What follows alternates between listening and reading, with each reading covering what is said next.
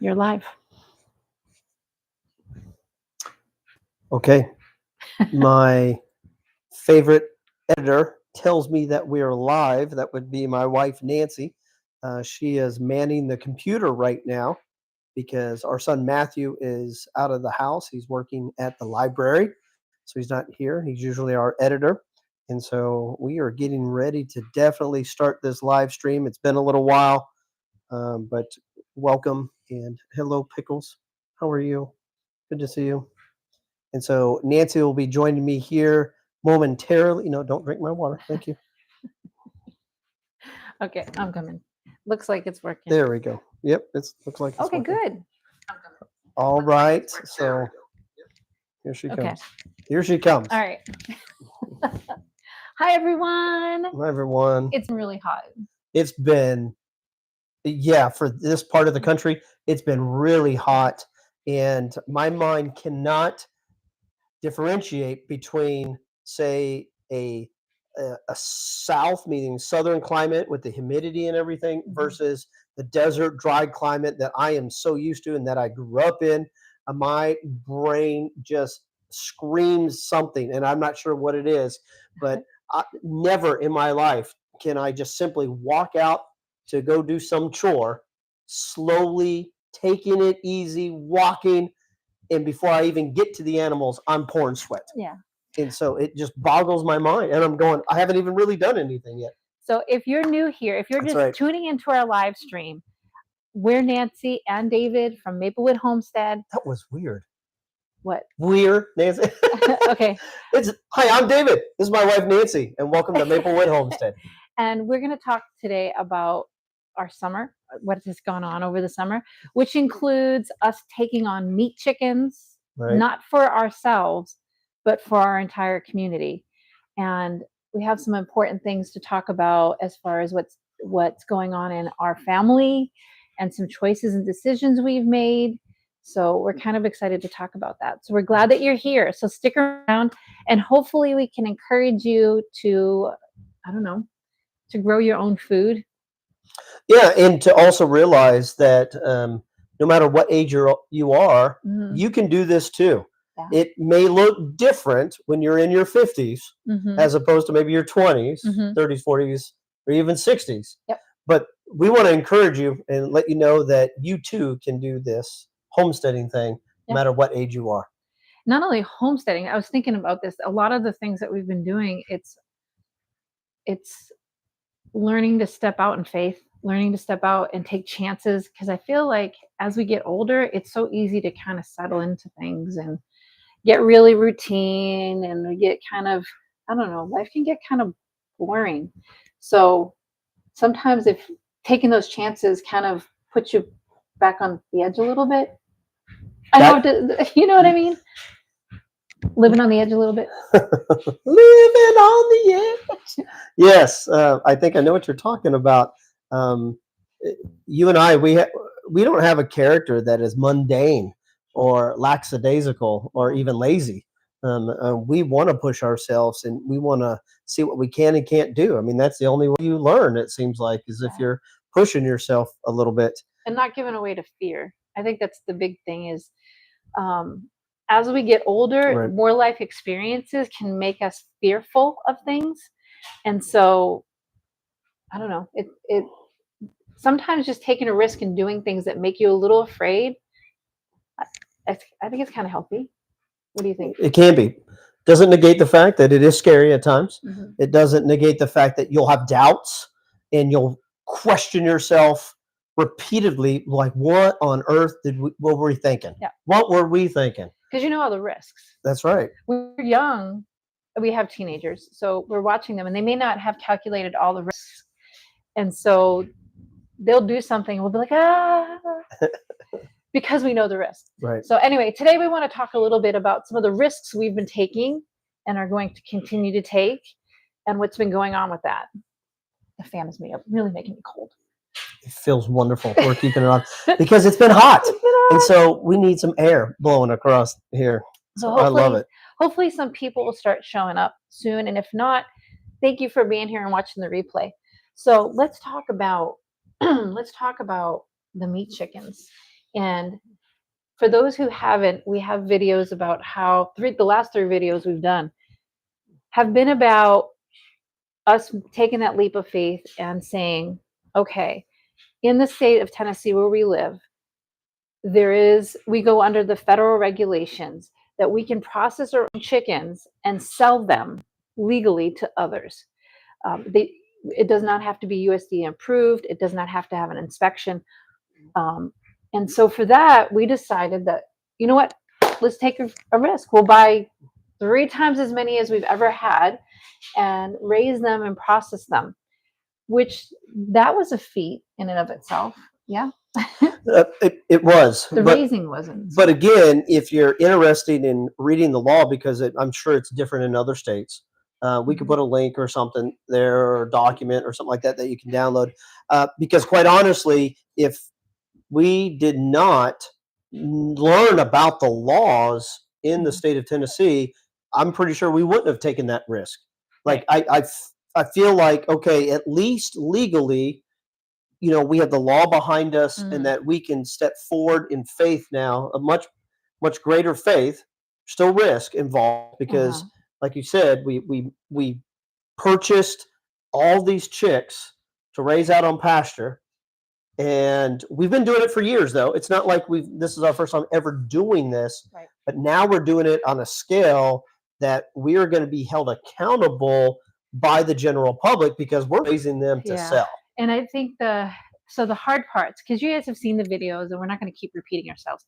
So the hard part was when we were processing. The part that we didn't quite capture on the video is that as we were processing, we wanted to make them perfect, because when we were processing the 35 chickens for ourselves, if we ripped a skin or dislocated a leg or broke a wing or something like that, right, it wasn't such a big deal. But now we're charging other people a lot more than they would pay at a local grocery store for farm fresh, pasture raised chickens.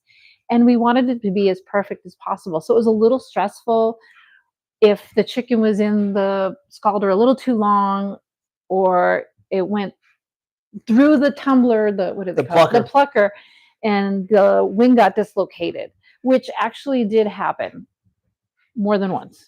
And so it started to cause a little bit of tension between us, because that's one more bird you cannot sell it to market. Just a little bit. Yeah. You're married. Or if you're not, you can understand. There was tension. We'll just leave it there. So it made it, and on top of it, it was one of those stupid hot days. Oh, right. The first processing day was one of those stupid hot days, which we went over in the video, so we don't have to go right. But I mean, just hot. It was crazy. It was really crazy. So that being said, we've learned that the next time we process, because as you saw, we did get another 100 birds, we're going to actually do something a little different. We are. And this is just a classic example of what homesteaders do, is that, okay, you know, if you want to be successful, you look at what happened, you talk and evaluate, and you talk again, you pray about it, you step out on faith, you take another risk, right? And you go, okay, what can we do differently? And so we're just simply, and maybe a lot of you have done this already, we're simply going to spread out the processing days to 2 or 3 days if we need to, so that... Well, we had to anyway. We had to, but I mean, that makes sense. Right. I think the big realization was like, okay, if we mess up a bird and the wing's messed up, but gosh, it's such a huge bird, and now we can't sell this beautiful bird as a whole. So what happens if we part it? Right. And it's going to be a lot more work. But not really. I mean, it is, but it's not. It's another step. It's another step in the processing. Yeah. And not, as far as we know, no one around here does that. And so anyway, so this second round, what we're going to do is we're 3 weeks? About 3 weeks into it now. Okay. So that means we're about 4 weeks. We decided we've gone back and forth, so we'll figure it out. But most of the birds that we're raising now, we got 110 that we're going to process, right? We have 110 that we're going to process. Right. And most of those, at least 60 or 70, we're going to part out. And we came to the conclusion that the 5-pound birds were a little much for some people to invest in. They got a little bit afraid because it was the price that we were charging per pound. The bigger the bird, the more intimidating it is to spend on one bird. Some people call that sticker shock. Yeah. And although the people who know, the people who want good, wholesome food, healthy food, food that is higher in nutrients, was raised more ethically, is better for the planet, all of the above, they understand why it's because we're not a big corporation and we're doing this, we're doing it. Right. It's all hands on it. Very labor intensive. That's right. But anyway. So we decided to part them out. And that way people can buy less of the bird. We still are selling the bird. We're going to process out at 6 weeks and 7 weeks for whole birds so that we have smaller birds. So 3-pound birds and 4-pound birds. And that'll make the cost less. And we realized that some of the smaller birds actually sold much faster because we've been selling them at the farmer's market. Yeah. And so before I talk about the farmer's market, we also, hi, Adrian. Hi, Adrian. We also host classes here on the farm or at the homestead to teach people how to process a chicken. And so Adrian came to one. That's right. That's what they were saying, that we loved your last processing class and hope you do another one soon. And we will, in fact. And that might be this next one coming up. It probably will be this next one. Adrian, there's the sister to your cats. Yes, yes. Because this next processing class will also include how to part a chicken while you do that, because some people may not know how to part a chicken. So you can learn how to do that. Well, so at the farmer's market, which is not too far away from where we live, we are selling our 3 and 4-pound birds pretty quick. I mean, the pre-sales. And so that's good. But again, I think the sticker shock would be too much. 5-6-pound birds perhaps in this area. So parting them out there would be much better. Yeah. And so we will be selling breasts, wings, everything. I'm even going to be selling and packaging the back so people can buy them to make their own broth. Yeah. I mean, which is excellent. Excellent, especially when you make soup. As we're getting ready, hopefully in the next month or two, temperatures will start to go down a little bit, and we go into fall and winter, and chicken broth, excellent. Yeah. Excellent. Yeah.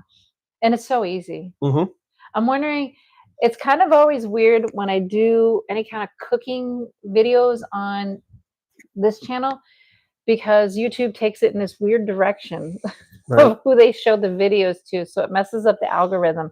But what I really wanted to do was do more videos using what we grow here and how we use it, especially because we are a very meat-based diet in our household.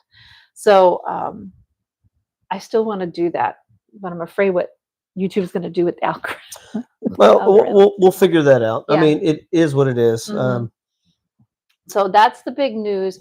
We've done one whole batch of our first 100 chickens. We decided to keep back 17 because of the ones that we messed up the wings and stuff. Not all of them, but a lot of them are, or they're really, really, really big. Like we had one that was over 6 pounds. He had to have been a rooster. We decided to keep those. Or a turkey. I'm not sure which one. A small turkey. Baby turkey that snuck in there. So we decided to keep them back, and for ourselves, because we still have to keep some for our family though too. Right. That means we have, I think the last count, there's 15 left in the freezer from that first batch of 100. And so I'm pretty excited about that.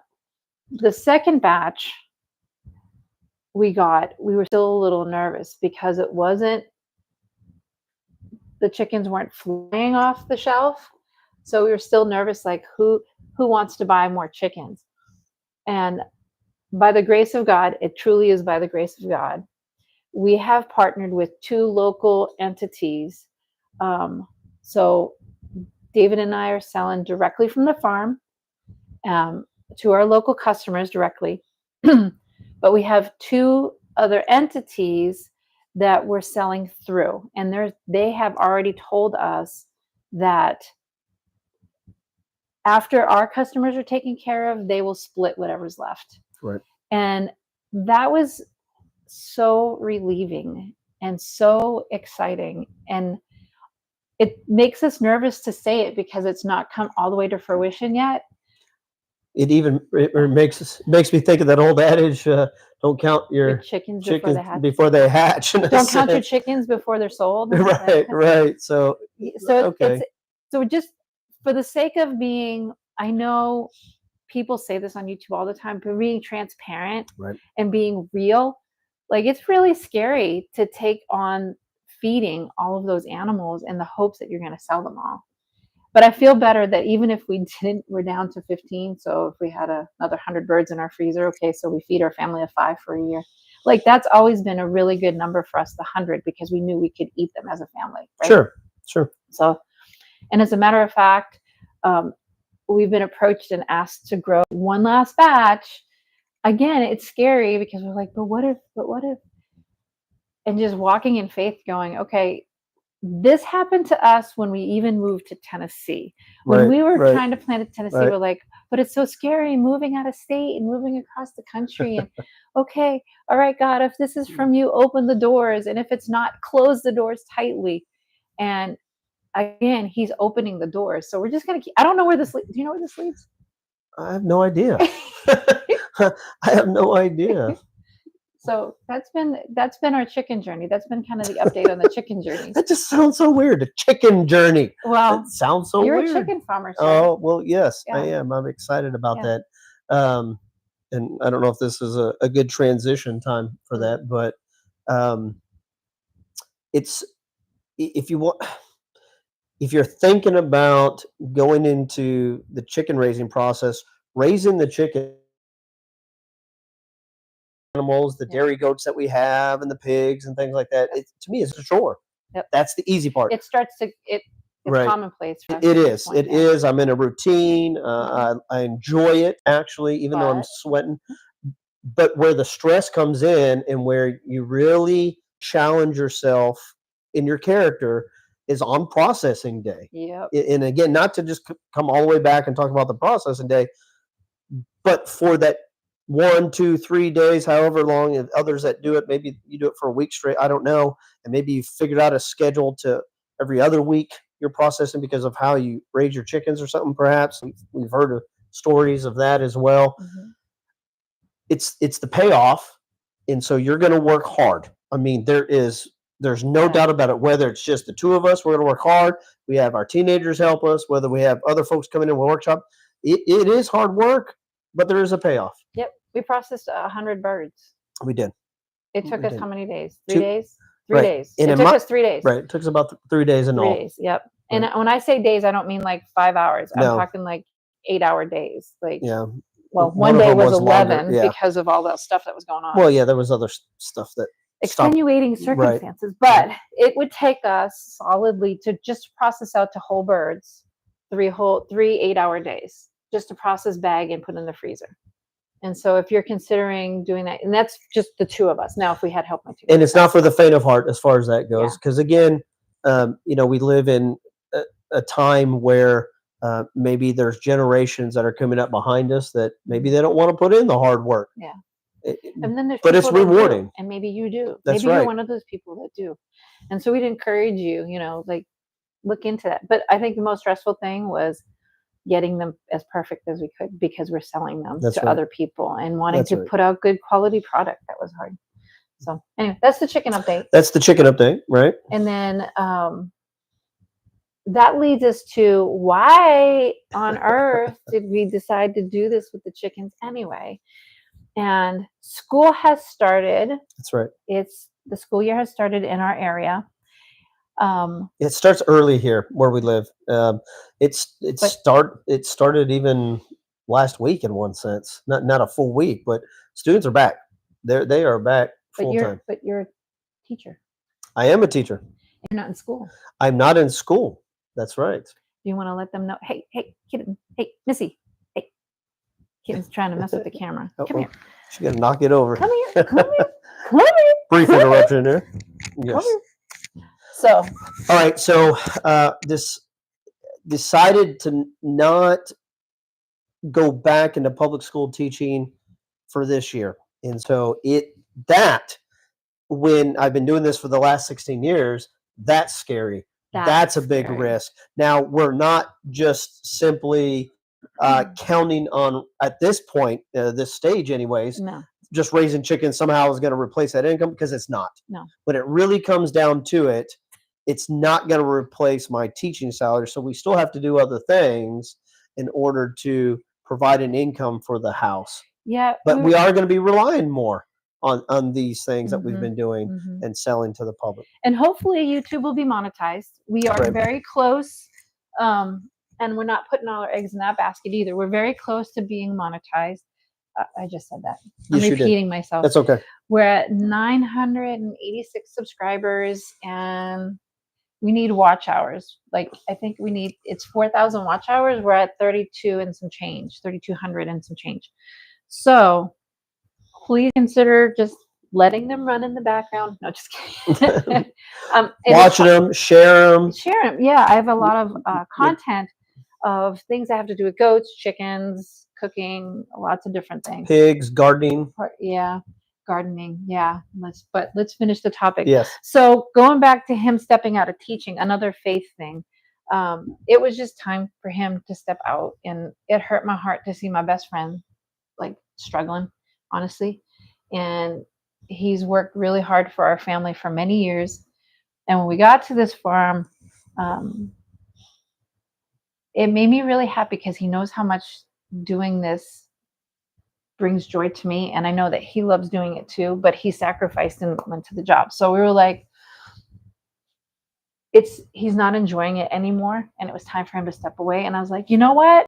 We're just going to put income together from all different places.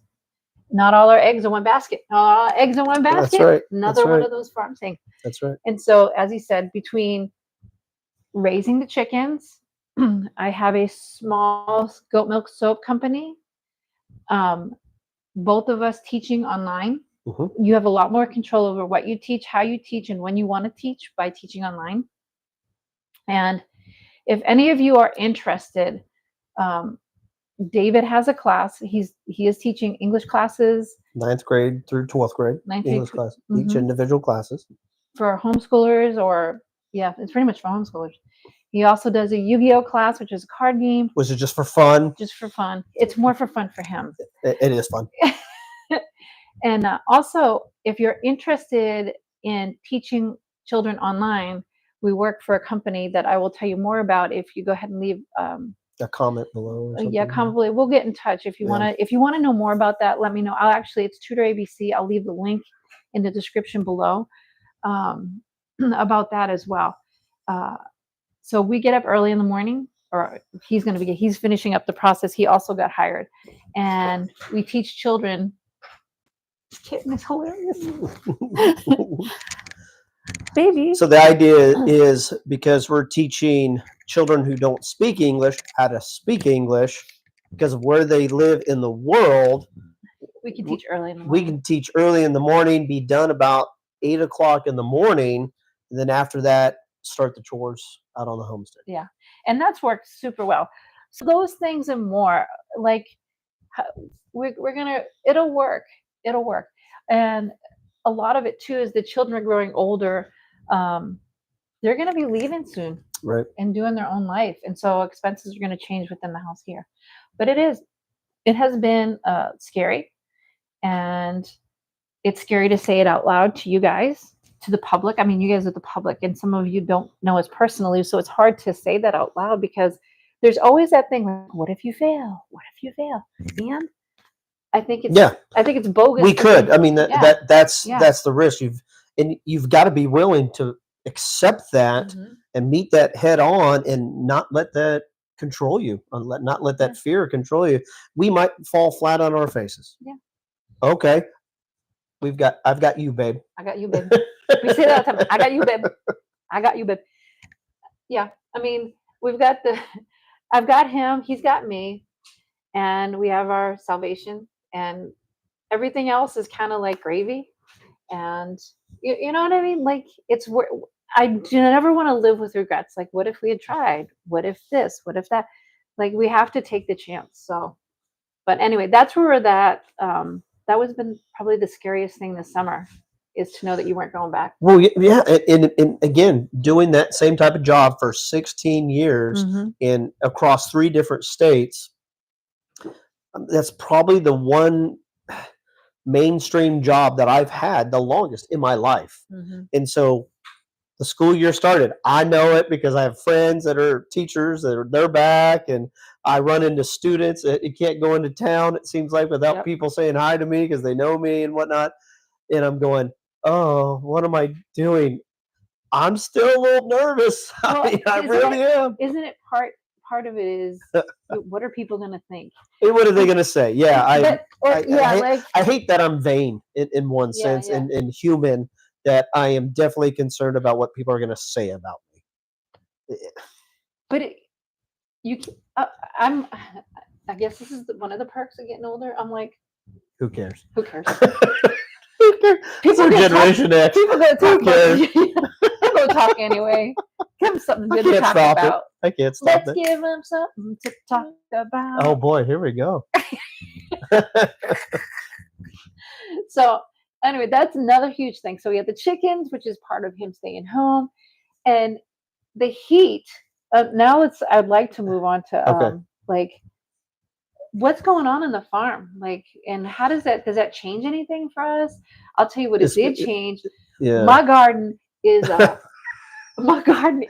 hot mess. Like, I know a lot of y'all say that your garden's a hot mess, right? Like, you're probably sitting there going, yeah, mine too.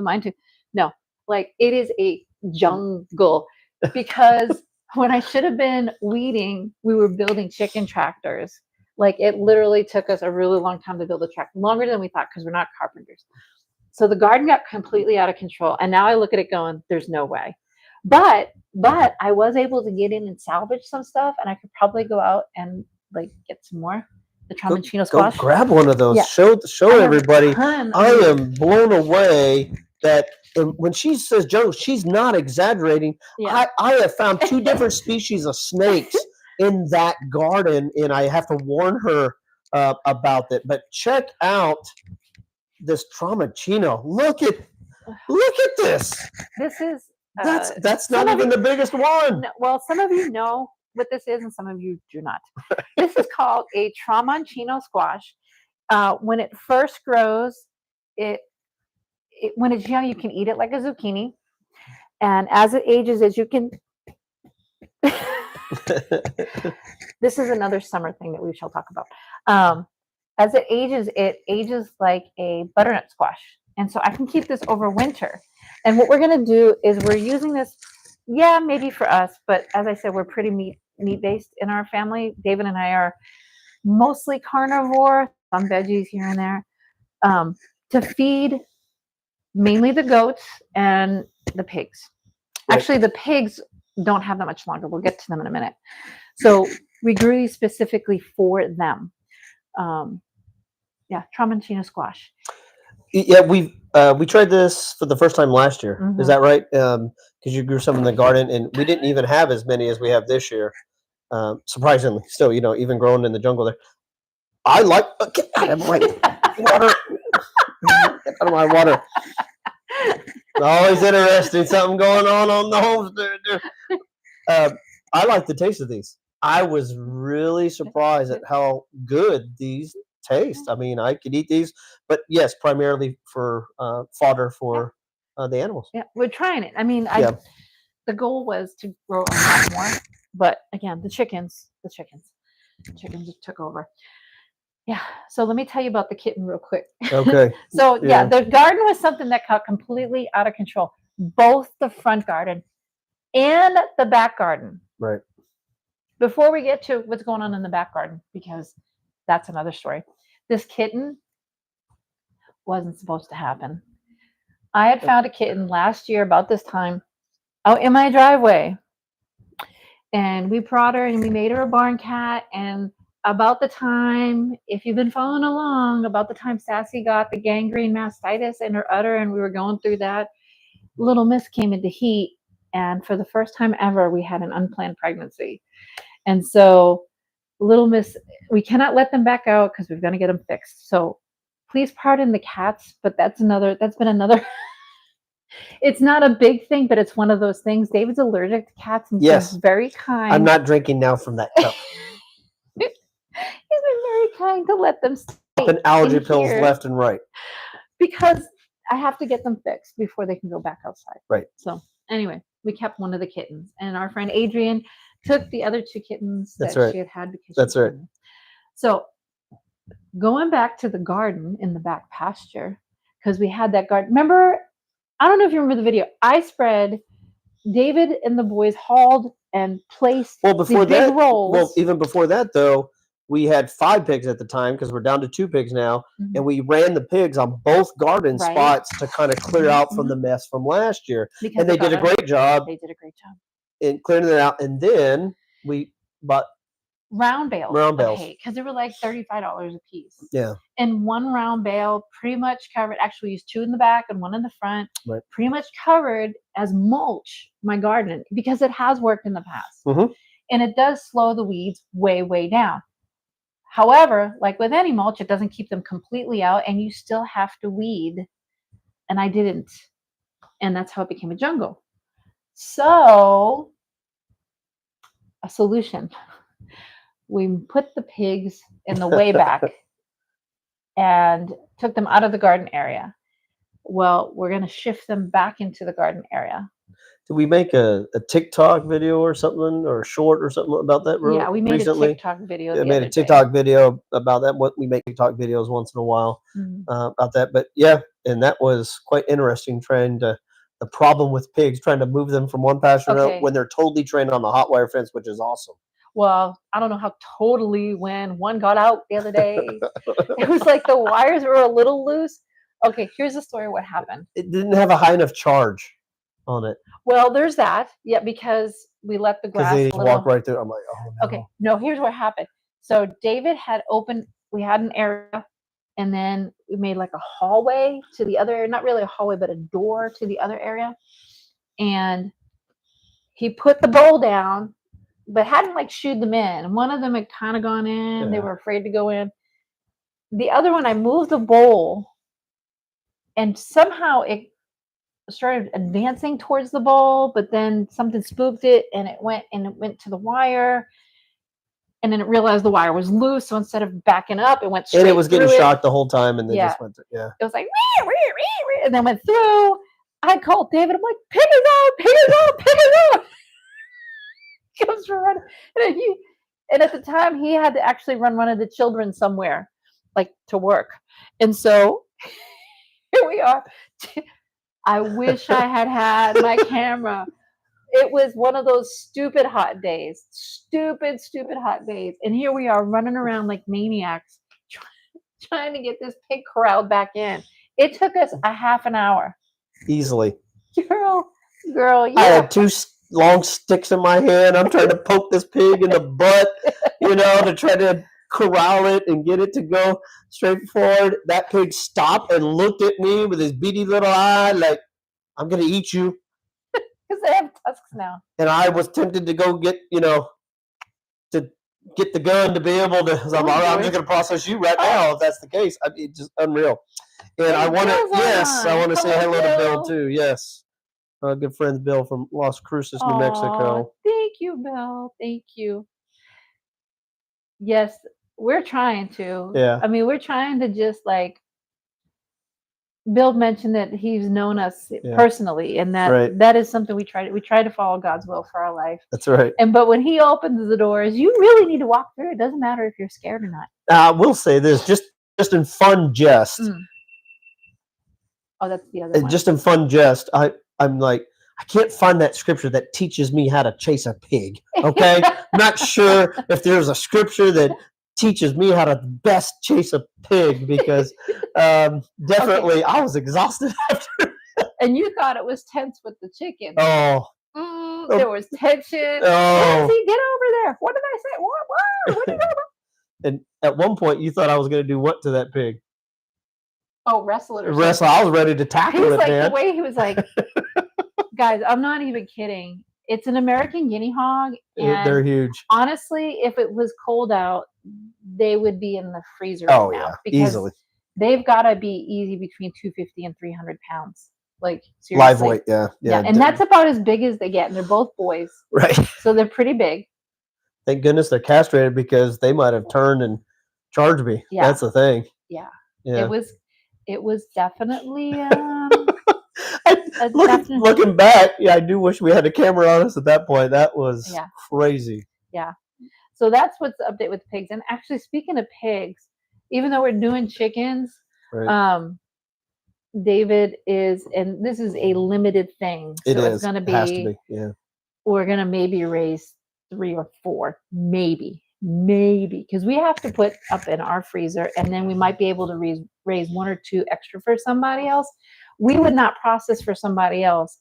We would make, like they do with cows around here. It's like, okay, we'll set up a date with the butcher and the processor, and we'll ship them, and then you can pick them up from the processor. So that's something we're considering. And what people basically do is they're paying per pound or whatever, maybe average or something, but they're paying us to raise their pig for them in that sense, and then they're paying the processing fee at the processor, basically. And that's the easiest way to do that. Yeah, and again, we want to do things legally, and so that's why we do it that way. We'll process our own because we know how to do that. But I mean, that was very satisfying. Honestly, it was. It's like when we process deer, in a sense. But even more so with so this sounds crazy, especially if you don't do this. We are animal lovers, which sounds weird since we're out there killing chickens, right? Right. But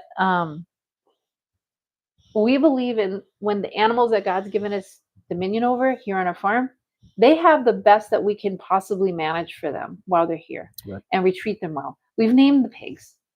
It's Scotty and Wilbur, and they have a very good life. They get leftover goat milk. They get, when I clean out my fridge, they get all that. They get scratches if we let them come, if they let us go close enough to them. They're not feral. No. I think they're as scared of us as we are of them because they're really big. But next year, what we're probably going to do is not get American guinea hogs. We're probably going to get the commercial grade pink pigs, but only keep them for 6 months, and then we'll process them up because they'll be the same size as these guys take 18 months to get. Right. And we can't keep, as other videos we've talked about, we can't keep pasture pigs. So that's the update on the pigs. They're going to clear out that back garden area. We probably don't even have to feed them from now until we process them in November. We might have to at the end, but I grew corn back there, so they can take down the corn stalks. Yeah, every once in a while right now, I see these corn stalks moving unnaturally against the wind, because I know the pigs are back there, doing their thing. So I think we have some more. Yeah. Hello, Sam. Hi, Sam. Sam Gloves. Oh, Sam Gloves. I don't know who you are, Sam. Do we have gloves at home? Okay. Hello, Sam. We were talking about pigs. We do wear gloves when we process those sometimes. So sure. So we do have gloves. Sure. Anyway, we got the pigs going on. Then we have these weird little ducks, the Muscovy ducks. Okay, I told David, we got the Muscovy ducks. I'm still not sure. We got them there as meat birds, okay? Mm-hmm. And the meat tastes really good. The meat tastes like sirloin. Pretty much red sirloin beef. It does. They're good. And they're very, very good foragers. And they're actually not that hard to take care of. Mm-mm. But the other reason is they're supposed to lay eggs and raise young to kind of perpetuate our meat here on the farm. Right. I have 4 Susies and built them an area to lay eggs, and all of them refused to build in that area. We had one Susie go into the lair of predators, the barn where the dogs are, and decide there in the hay where the goats are that she would lay a clutch of eggs. I had to put a pallet to kind of protect because Thor ate a couple. And then we've put one of our 2 beagles, made him an outside dog. Yeah. And he was standing there literally. Again, I wish I had my phone or camera or something, and they were just barking. Just she was hissing at him, and he would bark at her. And he didn't want the eggs. I don't know. No, he just a dog. She hatched out 7 babies. She did. In spite of Thor eating a few of them. And the funny part is she cannot be contained. Now, hold on. Mm. Thor ate the eggs. He didn't eat Sorry, the baby sorry. birds. No, He doesn't do that. Yes. He knows better. He's well trained in that area. But he ate the eggs. He loves eggs. Yeah. All of our dogs love eggs. eggs. If they find the egg, if the chickens don't lay them where they're supposed to, they eat the eggs. Yep. So she hatched out 7, and she took them, of all places. Remember, she lays the eggs in the lair where the dogs live, right? Predators live. She leads them all the way back to where the chickens are, past where the chickens are, into the pig pen. And she hears us coming, and she knows that we'll feed them grain once in a while, and she tries to get somehow. She's very strategic in how she gets in there between the pigs. I think they nipped her the other day. She wasn't hurt or anything, but she was kind of on the ground. I'm like, I thought they really got her. I'm a little concerned, and I'll tell you why. What she does is she's going back to try to steal their corn, and she takes advantage of the fact that pigs don't see really well. But I'll tell you what, my friend Cindy, who's usually here on the live streams, she is not feeling well. We're praying for you, Cindy. Yes. She had American guinea hogs and Muscovies, and the hog got tired of the duck taking the grain. That's right. The hog ate the duck. It did. No joke. So I'm like hoping. We tried to corral her back in with the chickens and her ducklings, and putting everybody. She does not want to be there. So I've got rebellious female Muscovies that don't want to lay where I've established for them. Don't know what I'm supposed to do with them. They haven't laid any. I mean, when they've laid, actually, didn't they lay in the nesting box? No. The rollaway. What? No. The rollaway nesting box. What do you mean the rollaway? I have found. What rollaway? You know that where the eggs roll down. Oh no, they've not. No. So where are they laying them? Because I found a couple in there that I swore were duck eggs. They're not. Okay. I don't know where they're laying them. We find them. I don't know where they lay them. I have no idea. We're a hot mess. I don't think they're laying right now because it's so hot. It could honestly, be. Because Muscovies only lay after they've been bred. Did you know that? Yeah, and I have not seen that happening lately at all. There's been no action going on. There's been no action back there. He's lost his riz. Sorry. He ain't got no riz. He walked around. Yeah. This is how he's like, hey baby. He lost his riz. I'm gonna try that with you. Hey baby. Hey baby. So we got the duck situation. That's hilarious. And then with my goats. Oh, jeez. Holy smokes. So every year we've had the goats. I figured it out. We had them since 2020 was the first season we had them. This is our 5th season having the goats. Every year there's something that I feel like, what now? What now? This year it's been something called subclinical mastitis. We're doing great. And both Maple, my old girl, and my brand new girl have struggled with it. So that has been like trying to figure that out and talking to my mentor, my goat mentor about that. So that's been, without getting too hectic and crazy into that. We've made some videos about that too. Yeah. Strawberry with the wound on her side. Oh yeah. We bought Strawberry because the other part of making income is I already have the goats and they're already overproducing, even with making soap, even with us drinking it. I wanted to get into cheese this year, but seriously, the chickens have taken that much because it's marketing, it's making connections, it's sales, it's bookkeeping, it's all of it with the chickens. It's not just raising the chickens. Right. I wanted to make cheese this year, and I'm probably gonna have to wait till like the chicken season is over to try to. I can make soft cheeses with the goat milk, but I wanted to make some hard cheeses too, which means I have to make a cheese cave out of a refrigerator. So that's a whole nother story and a whole nother video. But our herd share is doing really well. So in the state of Tennessee, I can't sell milk. Can't sell raw goat milk. You can't sell milk. Straight that way. You can't sell milk. Even if you had a cow, you couldn't sell it. Correct. Right? Correct. Even if I pasteurize it, I couldn't sell it. Correct. However, something called a herd share. If you want to buy a piece of my herd, you own part of the goat, you get the milk.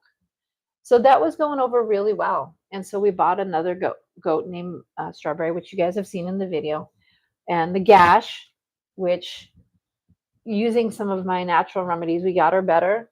And now she's got subclinical mastitis. So I'm like, wow, it's really challenging. It must have been a little challenging. But thank goodness that I think we're pretty much cleared up with a lot of that stuff. Hopefully by next week, I'll be able to get my customers their milk again. I feel bad telling them, I'm sorry, but they've been super understanding too. Like, it's just part of and again, livestock. Grateful to God that the customers that we have Yes. for our herd share Mm-hmm. have either had experience growing up of some sort with goats, and they understand that things like this does happen. And I know we've been talking a lot about how hot it is, but Yeah. we've noticed that with our goats that you have extreme heat, Yep. their parasite loads might go up Because of some it stresses sort. their body It's out. right, stresses their body out because they're trying to stay cool. We got fans in the what barn happens- and everything. Yeah, but, yeah. I mean, It's like, okay, so if you stress out their body with the Right. heat, and then we were getting a ton of rain at one point, so the stress lowers their immunity, and lowered immunity allows parasites to kind of blossom in their system. So it's right. Yeah, so we're battling that. We are primarily, and correct me on my percentages here, because obviously this is your realm with the dairy goats. yeah. I would say we're 90% plus easily more natural remedies to Yeah. help manage those things, because the only reason that we might use a hard chemical Is if their life depended if on their it. life depends They're literally on it, because Yeah. we've been super successful being natural herbs, and basically. it's a lot more work. It is. It's a lot more, but it's a lot more worth it. I feel, because I want us to do that, which again, okay, so that leads us to the other thing that I've been working on. Yesterday, I went out and I foraged Right. because as part of our soap line, I really want to expand and do a lot more natural healthcare type stuff. I was so convicted that when Sassy had the gangrene mastitis and I used the coconut oil with lavender in it topically, just that actually improved originally when she had mastitis. That's right. That Yep. actually improved her so much. And I thought, I don't think enough about how the things that come in contact with my skin actually get absorbed into my system and affect me. So it just, I don't know, it really made me stop and pause. But it also kind of goes in line with the salves that we've been making. I've made the jewel weed salve and the comfrey and plantain salve that I used on the goat. And I really want to expand upon that because we use a lot of that here. And people who have bought it they're craving it. And so I want to meet that demand for people. I want to make the natural stuff. Our soap's very natural. I made lip balms this year that people had asked, hey, can you? And I was like, I can try it. And I really like them.